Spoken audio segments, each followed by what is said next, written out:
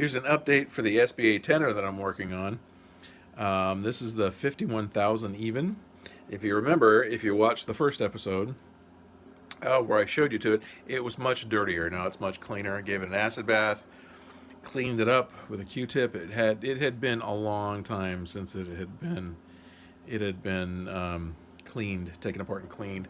And when I talked to the client, he said, yeah, it was about time. So, I mean, the interior was dirty. I used a brush to sweep out as much of that stuff as I could. I got it as clean as I could.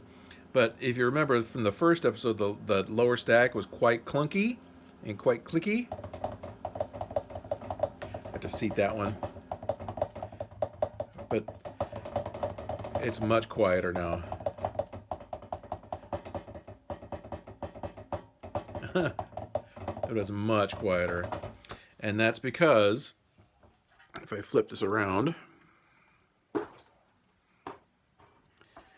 it was missing all the adjustment material in between the feet and the back bar, which I put back in. I just put little pieces of cork there, which is quite nice, makes it much quieter.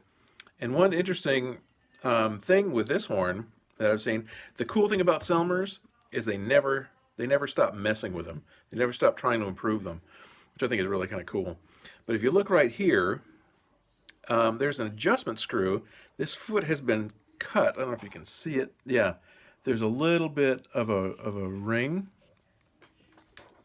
If you look right here, right, and a slit has been cut into this foot, and then an adjustment screw put in. The problem is he's missing two of them. So I could probably either find them, maybe Allied sells them, or I could make them. But I had another client that had an older SBA or a balanced action that he had put in adjustment screws in through the back bar, kind of like a modern Yamaha does. But this one has it actually in the feet, so I guess it achieves the same thing. It's like a really fine adjustment to the key height. But yeah, I put the bar in. Look at this, not quiet. Oh, nice and quiet. But what I do when I put the rod in is I put a little bit of grease on the threads, just a little film of grease, and then I oil each one of the hinge rods. I load it up with oil, and then I take a Q-tip as I'm putting it in, as I'm making the final adjustment. I'll take a Q-tip and hold it down here while I'm pushing it in, and it'll push out any excess oil.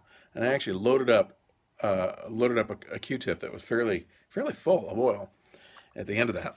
So that's how much oil I like to put in. I'd rather put in a little bit more oil and have it there. It's better to have it and not need it than to not need it and have it grind. But that is the update on the super balanced action. It's looking a lot better. I actually have the mouthpiece too, the Duke-off mouthpiece I have soaking because it was rather dirty. Okay, look for the update when it's all put together. Thanks for watching.